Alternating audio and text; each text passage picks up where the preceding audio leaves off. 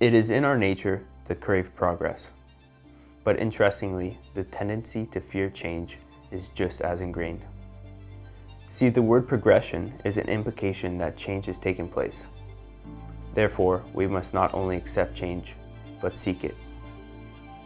There is something very powerful when strong intention meets will to do. However, we must not act without specific strategy. Logical steps taken at correct moments in time is what truly leads us to a horizon of outcomes. We must be absolutely certain that we hold the capabilities to achieve visions created in our minds.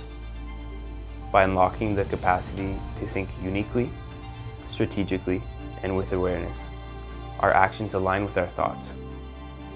Together, these two assets work in tandem to propel us in positive direction. Symbiosis of the mind, body, and spirit.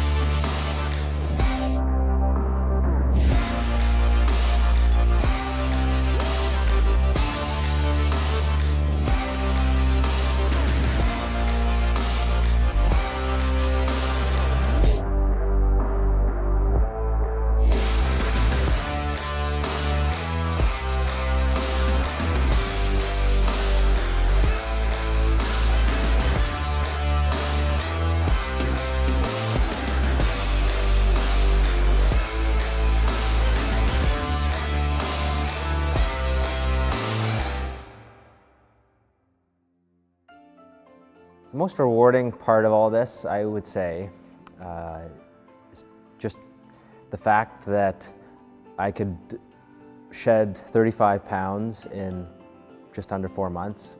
I just would never have thought that that was even a reasonable goal to even set for myself. So it was just so rewarding just to see the results. Of course, it takes commitment and time and energy, but I just would have never even imagined that that was something that was possible. I think for me, it was the mental aspect of this whole journey.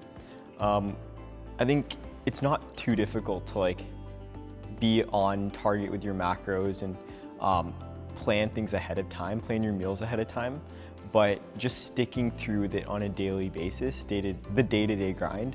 So if you're working 9 to 5 like I do, and I'm sure we all do, it's just difficult sticking with it mentally and just keep telling yourself to keep with it, even when people ask you questions as to why you're doing it, what's the purpose of being so strict with it. But yeah, just staying mentally strong, I think it was the most difficult part.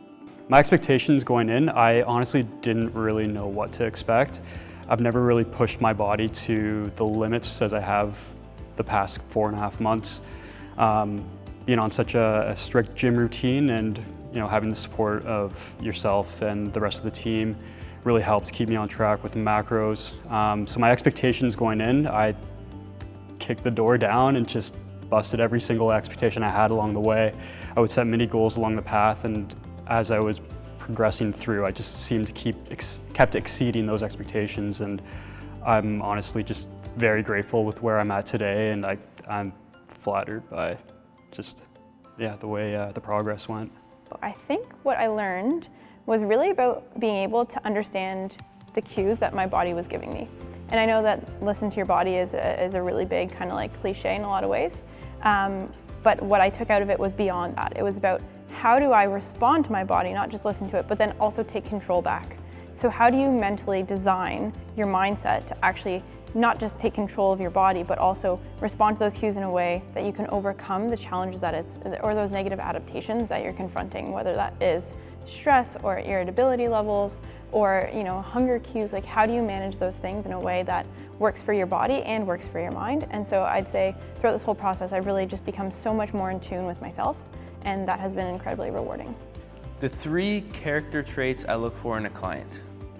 Number 1 would be work ethic, or the willingness to actually execute. There's a big difference between wanting to be somewhere and actually willing to do what it takes to get there.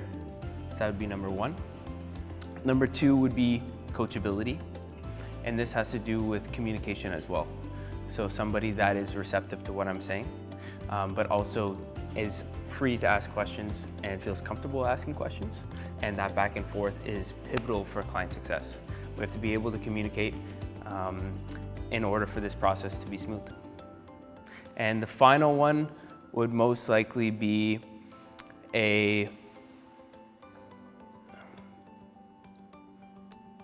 determination, because anybody can stick to something for a week, but the problem is when you're working over a longer time frame, it is inevitable that something's going to happen in your life that is going to be an added stressor that's going to make the journey harder. So for example, I don't know, you're moving, or you're starting a new job, or something happened with a family member and it's causing a lot of drama at home. You have to be able to, within those scenarios, still stick to the plan and find a way to make it work.